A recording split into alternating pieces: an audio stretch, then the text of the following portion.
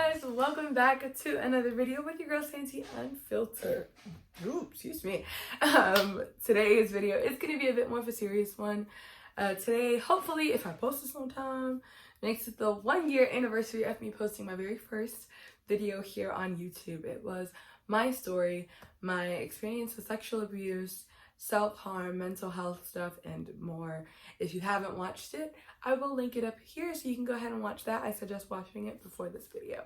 But as the title says, today's video is going to be the reality of recovery life after abuse.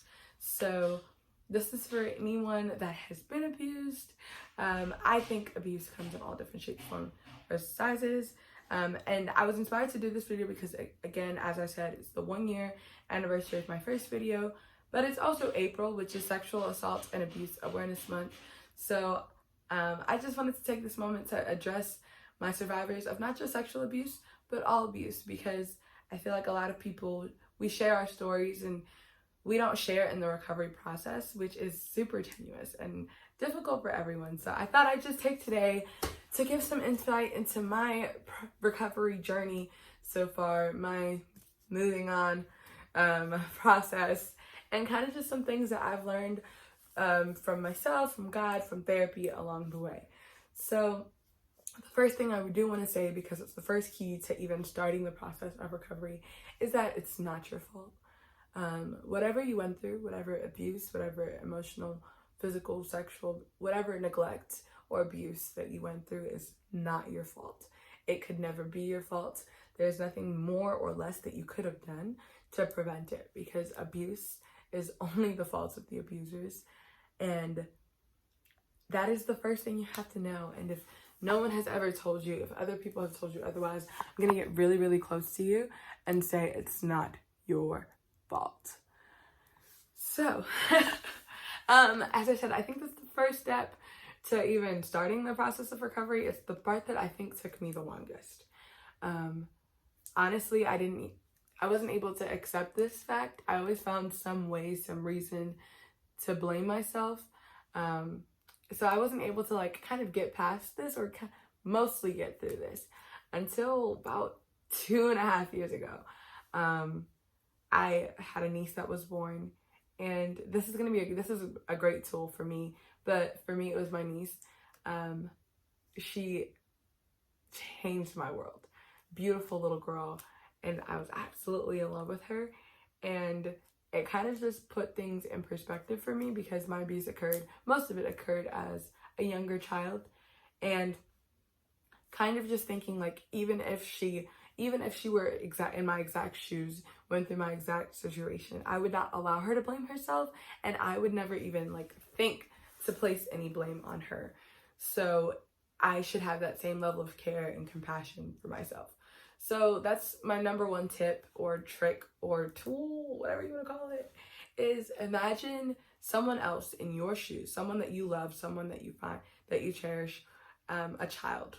Whatever age your abuse occurred, imagine someone else in those same exact shoes, that same exact stage of life, same exact thing. Imagine them, and the things that you say to yourself, would you say it to them? Would you blame them? Would you put it all on them? Would you tell them that it's their fault? And most of the time you wouldn't, because you're too kind and compassionate for that. So having that same level of compassion for yourself, and so often it's so easy for us to have that compassion and care for others, but then when it's ourselves, we're like, nah, you should have known better. You should have done better. You should have warned this. You should have said that. You should have spoken up sooner. You should have. No. And that takes me to my second point. Stop shitting on yourself. That's something that my therapist tells me pretty often. And a tool that he's given me to kind of deal with that is reframing those thoughts. So a lot of times we create these shoulds. I should be further along in the process. I should be over this by now. I shouldn't be affected by this anymore. Whereas it keeps us in this shame guilt cycle. And I feel like the whole concept of recovering from abuse is getting out of that. So leaving the shame guilt cycle and just accepting it. And so kind of just saying to yourself, instead of saying I should this, should da da da da, saying I want to be here and I want to do what it takes to get there. So not I should be further along in the process of recovery, but I would like to feel further along. Not I should be more secure in emotionally in my relationships, but I would like to feel more secure in my relationships. And those statements are just so much more hopeful. They create a sense of hope for your mind. And again, I'm ahead of myself. Therapy, because where I say I learned, where did I say I learned this stuff from? Therapy. Go to therapy. Whether you think your trauma was big, small, medium, whatever it was, go to therapy, because you are not able to walk yourself through these situations. And I promise you, if you're not in therapy, the people around you are going to need to be. Actually, that's one of my favorite quotes. People that don't go to therapy are the reason that the rest of us need therapy, because we're dealing with all of your emotional trauma. So go to therapy. But something that I learned in therapy is that it's just being kind to like your inner child or inner self. So there's this concept in therapy that, or just the psychology world, that the part of yourself, whatever age you were, wherever you were mentally, that whenever your trauma occurred, it's stuck there. It doesn't get past it. It's still stuck in that moment, reliving it constantly, trying to, like my therapist calls it, the Monday morning replay. Quarterback rewatching the game, trying to figure out where he went wrong. So that's what that part of your mind is in, and be kinder to it. Because for me, my trauma occurred mostly when I was younger. So 5-year-old Santi is sitting there in my mind, like, I'm so sorry that this happened. And she's just so apologetic. And she wants to protect me from this ever happening again. So she keeps me in this state of constant awareness, hyperarousal, fear, anxiety, all of these things, because she doesn't want me to forget, so that it never happens again. So realizing that the parts of yourself that are like waking out your anxiety, your depression, all of that, or your PTSD, all of that is just that part of your mind trying to protect you. So the part of my mind that tells me that if Amari doesn't text me for 3 hours, that he doesn't love me anymore, it's just trying to protect me from emotional abandonment and sadness. So she tells me to end it before it's time. And so it's not a bad thing, because she just wants to protect me. That part of my mind, the parts of my mind still stuck in trauma mode, just want to keep me safe, right? But it's up to me to, again, have that second person mentality and be like, thank you for trying so hard to protect us, but I'm good right now. Like, Omari does love me, even if he doesn't text me for 3 hours. He might just be a class. Every person that touches me is not going to sexually abuse me. Every touch is not a bad touch. There is good touch. I am allowed to feel loved and enjoy physical connection, because it's not that situation anymore. And do you see how much more hopeful and kind that is? Versus, girl, you should not be freaking out right now. You should be, over this. You should be able to navigate this situation better. No, there are no shoulds in this, because recovery is a process. And that is my last point. Recovery is a process. So for me, I had a very linear view of it. Like when I first started therapy 5 years ago, I was like, I had this idea of this moment that was going to make it all worth it. And this moment in my life where I was going to have a healthy, happy marriage with beautiful, healthy children, and working in a beautiful ministry, helping people. And that was going to be the moment that, like, it felt worth it. My trauma, all the sad stuff, all of the things that I went through would be like, okay, it was all worth it for this moment, right? And I'm beginning to learn that that moment may not exist. There's not some pinnacle. It's not a linear thing. It's not like a chugging up the choo-choo, like the little engine that could trying to chug up the mountain to get to the mountaintop. There's a lot of mountaintops that come right next to a lot of valleys. So realizing that it's a process. And a great friend of mine that I've met since I've moved here reminds me pretty often that, what you do with the process, you just got to trust it. It's not about the product, it's about the process. So not blaming yourself, releasing those shoulds, those unrealistic expectations allows you to just realize that it ebbs and it flows. Recovery goes up, it goes down. There are great days, there are terrible days. For me now, there are days that I have to convince myself to stay alive and that life is worth living. And then there are other days that it's a process and you just have to trust it. Get the help that you need. Create a great support system for yourself. Move if you have to move. Drop a class, drop out if you need to drop out. Everything will still be there when you're ready for it. Again, releasing those shoulds. There is no, I should be graduated by now. I should be doing. You should be wherever you are. You should sit with those feelings. Allow yourself to feel them.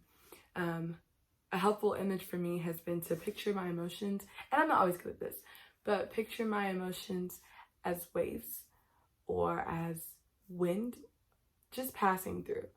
So not something that I have to hold on to. My trauma, my sadness is not something that I have to hold on to validate it. I can validate it, let it come, feel the sadness for that little girl, feel the pain of abuse because it was terrible.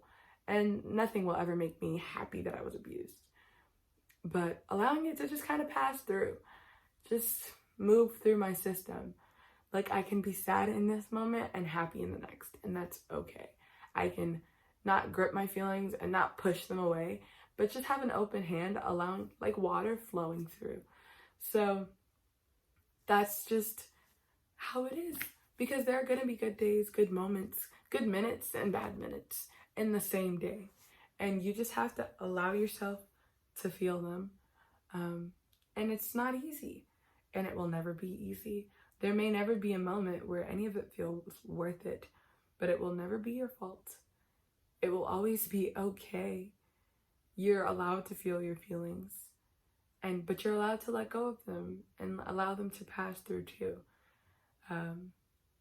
So those are just some of the things that I've learned, experienced, been through, learning along this recovery journey.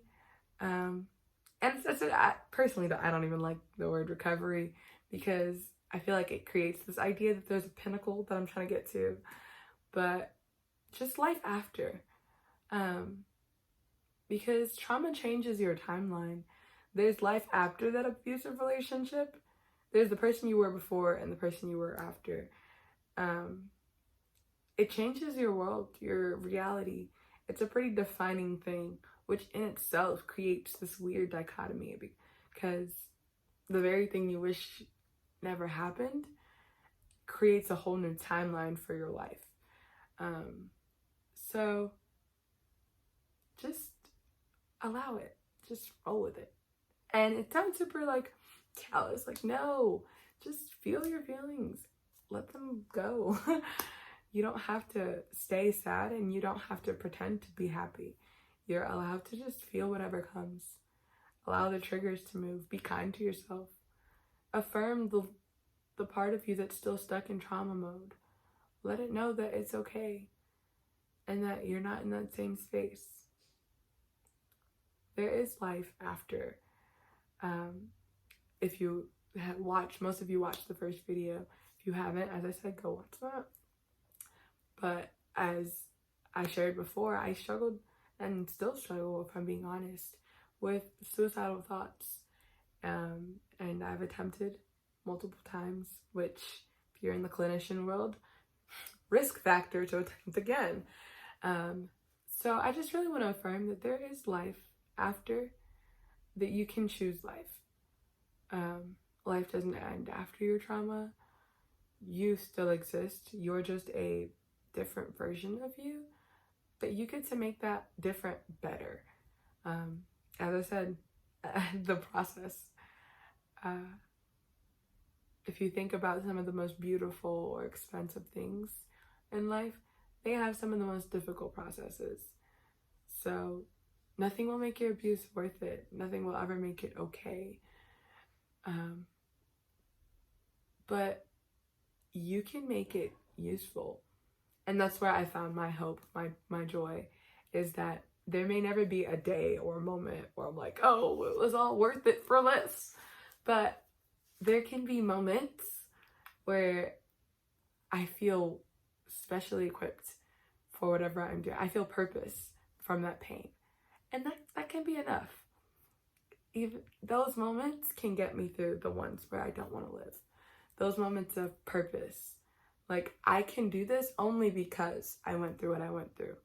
I can give this video only because I went through what I went through.